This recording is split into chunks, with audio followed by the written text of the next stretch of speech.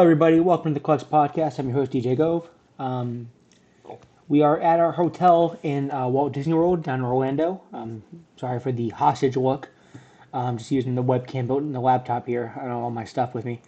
We're down in Orlando because we're going to cover MegaCon, big Fan Expo event down here. So hopefully we're bringing some stuff this weekend. But I sat down in my room to edit the episode I recorded right before we left, and for some reason OBS didn't record the video, even though it was on my screen. It was just audio. So I apologize for that. So coming up here is the audio only episode of the ColleX podcast, and I'll put some graphics in there, so there's something to look at. But well, I promise we'll be back next week with actual pictures. So yeah, without further ado, it's here we go. Hello, everybody. Welcome to the ColleX podcast, powered by wearecritics.com. I'm your host, DJ Gove. Thank you much for stopping in. Beginning of the year always can be a little slow in the toy world. If you've been to your local stores, you know that hunting has been tough. We are going through clearance and resets. But Hasbro did come out with a couple big announcements over the last week and a half or so. Last night's was very big, so we're going to talk about that. First off, so as far as collecting things, we're going through resets at your big box stores. Anything else that comes out, you can always pre-order online, whether it's Big Bad or Entertainment Earth or whatever. But there hasn't been. I mean, there's stuff coming out. Not a lot of the stuff I collect coming out. There's been a lot of like some Storm figures and some things like that. We've had some Transformers. Funny enough, I don't do Transformers, but I did find something while I was out and about this week. So, this is the Jurassic Park Transformer. So it's a Dilophosaurus. I don't know, I just did that. It's a Dilophosaurus and the Jeep from Jurassic Park. And they turn into Transformers. So I know you're probably thinking, well, this guy doesn't do Transformers. Why'd you pick it up? Well, I got a buddy who does. And we found this at Ollie's discount stores. So if you're up in the Northeast or on the East Coast, you might know about Ollie's Building 19. They're very similar. They're like so we don't have Ross's out here. You people on the West Coast and stuff, you guys get Ross and you guys find all kinds of crazy Hasbro stuff. We get ours at Ollie. So this little 2-pack here was like $15. So I mean that's what I picked up. I mean for $15, I mean that's a steal. You gotta grab that. So and again, sorry, it's like 8:00 in the morning. I'm still doing coffee, but that's all part of the fun of collecting, right? It's finding deals. I mean, I love finding the stuff I want, but nothing better is better than finding a deal. So, see what else has happened. So you've had some McFarlane drops we talked about on the last episode. The Power Girl, the Guy Gardner, and the Captain Cold all went up for pre-order. It was an absolute bloodbath. McFarlane Toy Store was sold out in about 5 seconds. And here's my grind my gear segment. So I adore McFarlane toys. I really do. I mean, you guys will learn that, I think I've said it a couple times already, and we're just getting started in this whole venture here. But the fact that as a Platinum Premier Club member, or whatever they call it, I forget, like their subscription, they're like their $100 markup on their subscription. The fact that I don't get a window to pre-order stuff is getting pretty frustrating because especially when. And here's another thing where it's a good and bad thing. So McFarlane with their chase figures are obviously a double-edged sword, right? Man, when they do chase figures, they do whole different characters. So like the chase for Guy Gardner was Yellow Lantern Guy Gardner. It's a completely new character. And the chase for Power Girl it's the same sculpt obviously, but the application's totally different. And she's got the jacket on like she does in the new setup. So she went from like your classic Power Girl, like your Amanda Connor's Power Girl, to the current run one, and the fact that that's a chase sucks. And they give you the opportunity to buy a full case of figures to guarantee a chase, but dude, they were gone in 3 seconds. So that's one thing that Hasbro does. I will give them that when they do their Premier Hasbro Plus membership. Number one, it's cheaper than McFarlane's. Number two, the shipping is free, which we'll get to that in a second. And number three, you do get your 1 hour window to order stuff, so you do have a better shot, and that's going to come into play once we get into the news today. But yeah, so that came out. I was able to finally, because obviously it's the Thursday. I'm at work, in meetings and stuff. I had to get them from Best Buy, but I had to hope to God I win those EQL drops because I am livid that I missed out on a Yellow Lantern Guy Gardner. Yeah. I've never ordered. I don't think I've ever really ordered toys from Best Buy. It was a weird pull. It was very weird to see, to go in the list of all the places, Amazon, Big Bad Entertainment. And the only place I had it was Best Buy. Very strange. So I hope to God I get it. If not, I'll be able to find stuff on the shelf. But another McFarlane drop that happened was Icon. The first McFarlane figure for Icon. If anyone doesn't know what Icon is, he's a superhero. It's hard to explain. He is a kind of a deep cut, although he is a little more prevalent now. Most people were introduced in, at least modernly, were introduced to Icon in Justice League Unlimited, and then later on, if you watch Young Justice, Icon's in it. So he's kind of like a mini Superman. At one point in time, I think in the comics, Superman actually believed he was Kryptonian because he has similar power sets, but he's dope. He's got this gigantic cape, kind of like Spawn, actually. But they didn't use that sculpt. They went with I think it might be, it's not the Rebirth. I don't know where they got the design from, but anyway, and they said, okay, it's going to be a McFarlane store exclusive. I'm cool. And they're like, it's going to be a GameStop exclusive. I'm like, oh, okay, great. So GameStop, you'd have to order online because anyone who knows, number one, GameStops, I think I read somewhere, are going to start dwindling in number this year, which, is horrible for all retail stores. But also, GameStop, the way, just because I know because I used to work there, the way that the toys and the collectibles get shipped to the stores is they just get thrown in boxes with 100 things. So you'll get like 85 copies of Madden, 5 action figures, a bunch of packs of Pokemon cards, and like if they needed like receipt tape, they'll just throw the receipt tape in the box, so all that shit will bounce around. So to get a good sealed box is gonna be tough, right? So GameStop, link dead, sold out. I'm like, what the hell? So the McFarlane puts it on their website, and I'm like, okay. And they want, I understand like shipping, but dude, like $12 to ship me one figure, so a $22 figure becomes like $35, and I'm like, okay, so maybe I don't want it that bad. I'm still on the fence about it, honestly. I'm like, I'm gonna hold off on this one because shipping's getting nuts. Again, when you're a Premier member at Hasbro, you get shipping for free. I don't know what you get the 10% off at McFarlane, but it's $2. It does not even come close to make up for the shipping cost. So again, really, it's just frustrating. It's obviously we're not in this hobby to save money. Collecting is expensive. We all know this. Toys are expensive. It is what it is. But yeah. Kind of bummed, wanted it, but I'm hoping, I'll figure something out, obviously. I always do, but again, the McFarlane toys are my big draw right now. To the point where I can't even keep up with them all because I had a buddy pick me one up yesterday. I didn't even know it existed. We're going to throw this picture up here real quick. This is the Batman vs. Spawn 1996 Chase Batman figure. I had no friggin' clue this thing existed. I had no idea. And I'm usually pretty on top of this, so maybe he said it on a McFarlane show, one of the ones I missed or something, but nothing on Instagram, nothing I can find online. But I'm now the proud owner of this Batman Chase figure, and this thing is killer. Killer. So now here's the big question. Do I bring this figure with me down to MegaCon this week and have Todd McFarlane sign it? Or do I go with the comic book? It's a tough pull. It's a very, very, very, very tough decision. So, and again, yeah, so we are going to MegaCon this week. We will be at MegaCon covering everything for WeAreCritics.com. I'm going to try to do some hunts. Trying to think, I don't know what I think we're going to be on the lookout for. Obviously, if anyone has the Chase, Guy Gardner, Green Lantern, or Power Girl, we might peep that because they are starting to show up somewhere, especially on the West Coast and in Texas, I think. So maybe someone's got those for a decent price. We are also going to be looking for the Mattel Classics Rebel Leader He-Man figure, which is the quote-unquote movie version of He-Man, much like I want for my number one Mondo figure. But we are going to be on the lookout for that because Dolph Lundgren, He-Man himself, will be at this convention. We do have an original 1987 Drew Struzan Master of the Universe B version poster for him to sign. But if I can find a figure for $100 or under, very, very tempting. Also on that, I might see if anyone has a Mondo Man-at-Arms. I might. I'm trying to think. Those might be the biggest things. But I'm always, sometimes you go to these cons and the prices are ridiculous.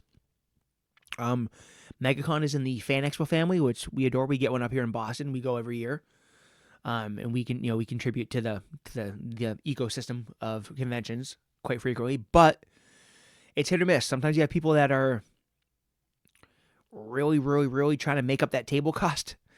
And then you have some people that are more reasonable. And, there are deals to be had sometimes. So, I mean, I've gotten some pretty crazy statue deals at conventions, maybe because they don't want to bring them home.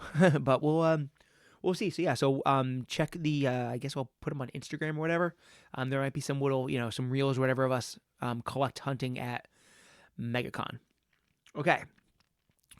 So that was it for the hunt this week. I said we got a Batman figure. We're stoked because we didn't even know it existed. We didn't get a Power Girl figure, but hopefully we will. The hunt segment will be better next week. And again, sorry for the iced coffee noises. It's early, and I was up all night watching the Royal Rumble last night. So I do watch wrestling from time to time. I used to be really into it back in the day. Not so much anymore. But the Royal Rumble was always my favorite event. It was my brother's favorite event, so we used to watch the heck out of it. So I was very excited to go to my buddy's house and watch it last night. There's some surprises, some good stuff last night, but we don't do a ton of the wrestling figures. We used to do a lot of the elites. I have a very large collection of autographed elite figures upstairs. Now we kind of just do the superstar ones because they're fun, but we'll talk about wrestling toys from here or there. But let's go ahead and let's get into the meat of the potato here with news. Okay, so news on the collectible fronts the last couple weeks. So number one, you had Sideshow came out with an amazing Rogue statue, or at least on the surface it looks like an amazing Rogue statue. Rogue, to me, is one of the more visually striking Marvel characters. I don't know why. It's usually every time they do a Rogue thing, I'm all for it. I don't know. It's been that way since the '90s X-Men run. I don't know why. It's just when you put the jacket over the jumpsuit, like her, Gambit, Superboy from the Reign of Superman setup. I just like those characters. But new Rogue premium format came out, $750 price tag. Oof. By the way, remember when the Sideshow premium formats were like $300 and they were just as nice? Remember those days?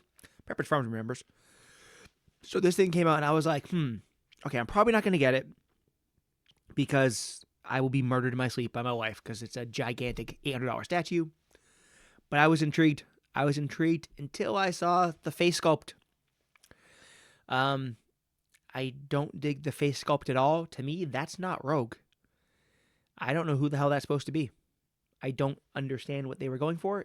To me, it in no way, shape, or form looks like any version of Rogue. I can't put my finger on what it is, but just the face, no mas. So it was that. Then it becomes a pass for me when you compare it to I'll see if I can find a picture. If not, like an Iron Studios Rogue. Granted, we're talking a much smaller statue, much cheaper statue, but still face sculpts are night and day. So I don't get it. So that was the big statue I was eyeballing the last couple weeks. I guess I'm not disappointed because now I don't have to worry about pulling $800 on it.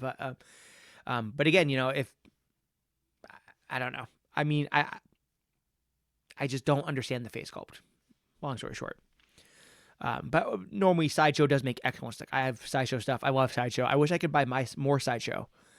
Just the price point is, we live in a real world where there's budget limitations and people have mortgage payments and stuff. And $800 on a statue every month is just not feasible. So, okay, so Hasbro had a couple of big events. Hasbro's first event of the year was Star Wars.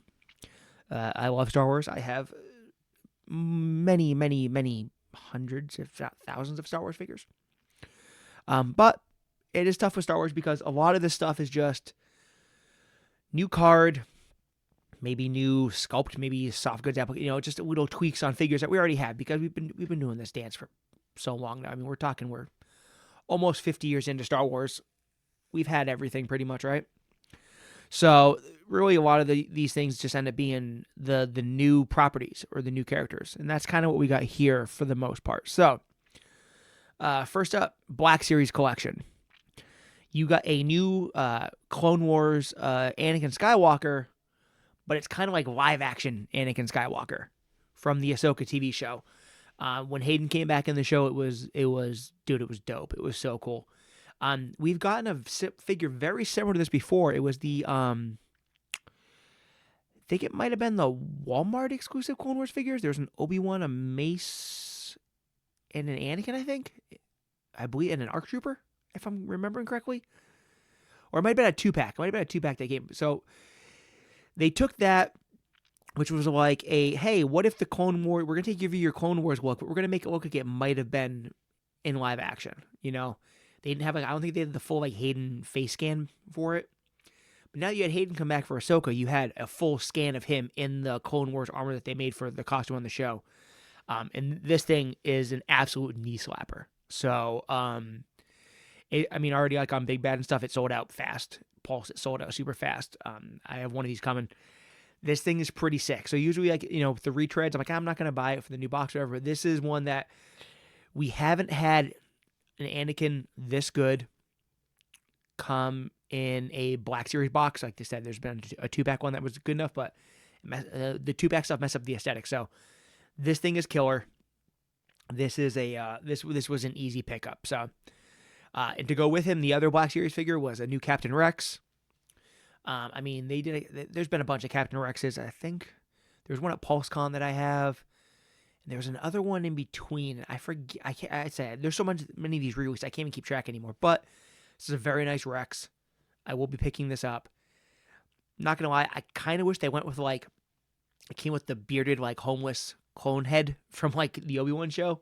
But still, we're probably still gonna get that figure eventually. So again, Captain Rex, I passed on for now because I have a couple Captain Rexes, and just once you start buying clones, man, it's a dangerous slippery slope I did not want to get into. But we have these two coming out. I think you can still get Rex on BigBadToyStore.com, and I think he's still on Entertainment Earth.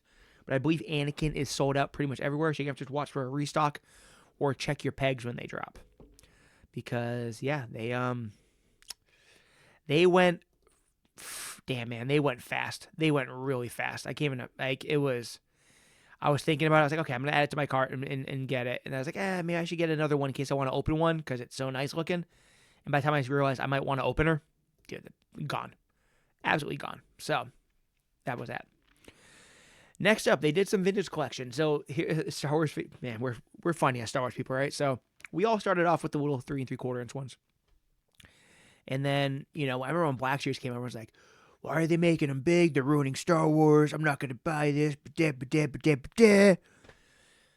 Dude, Black Series figures outsell vintage collection now like crazy. So to the point where people who have been loyal to, whether you're loyal to the vintage collection, the little ones, or you do both and you prefer the vintage ones, vintage people always complain that they're getting shafted. Always. I know the argument's been, well, Black Series got Skeleton Crew right off the bat, and we didn't get anything for vintage collection, which is true. I thought that Hasbro's gonna be a little more cautious with. I think this is true going forward, right? Making toys for the live action Disney Plus stuff too early. So even with the Ahsoka show, which was excellent, right? Dude, you still find Hera on peg. I find Hera on live action Hera on pegs everywhere, which is crazy because it's Mary Elizabeth and Hera is an amazing character, right? But the live action version, dude, I could get my hands on it everywhere. We all know that Carl Weathers, God rest his soul, is still sitting on pegs everywhere. As are all these stupid Acolyte figures that came up because that show was atrocious and no one liked it. There's Acolyte figures everywhere. So when they did the Skeleton Crew figures, when those were announced coming out before the show even dropped, I was like, ooh, that's weird. I am, I don't know if I'm going to get those. But, what I'm going to do? I'm going to hop on this kid Neil because he looks cute, right? Which, by the way, genius move on my part because Neil is so hard to find. But it turns out Skeleton Crew is an amazing show. If you haven't watched Skeleton Crew on Disney Plus, please go check it out, especially if you're into all the 80s stuff and all the 90s stuff because it's just adorable, right? It's the best. And those figures are hard to find. I haven't seen them on a store yet. I've not come across them on pegs. Neil is going for almost double retail. Fern's going for almost double retail, which sucks because I was trying to get the rest of the set together because the kids are going to be at MegaCon. I wanted to get them signed. But yeah, it's pretty crazy that that worked out for him. But I think so going forward, you're going to get less and less of the new live action stuff in figure form. And that was true with the Vintage Collection stuff. So Vintage Collection didn't really have a lot of stuff from Ahsoka. I think we got we got an Ahsoka, obviously. We got a couple of them because they had the Rosario scan. But we did not get Balin Skull or Shin Hati, his apprentice, and we have them now. So TVC, Balin Skull, who I thought was the breakout character of that show. Unfortunately, they had to recast him because Ray passed away. But, by the way, Ray, dude, Sneaky might have been the best Punisher. Just saying, throwing it out there. Guy was a great actor. But yeah, so we have those two coming out along with a Mandalorian Super Commando, which I guess hadn't been done in the TVC yet. We have it in the Black Series. And probably the one that everyone's going to be after is the 501st Clone Trooper. It looks like just a straight re-release. I don't think it's a new sculpt or anything like that, but these always print money. I mean, people obviously love to troop build. And again, buying clones is a dangerous, dangerous game that I don't like to get into. I really don't. So, but I'll pick up one, keep it on the card. I do still dabble in the TVC stuff, not as much anymore. Maybe it's because it just, for me, economically, it doesn't make sense. Because, and I'm going to go off Walmart pricing because they're one of the few stores that still stocks TVC, right? Walmart has Vintage Collection, $17. Black Series, $22.97. So $5 more, I'm getting 3 times the figure. I don't know. It doesn't make sense to me. It's crazy. Okay, now here's the big news. There's a reason I'm wearing this amazing G.I. Joe hockey jersey. They dropped us a G.I. Joe drop last night. That was crazy. So, Hasbro does like Yo Joe Fridays or whatever it is.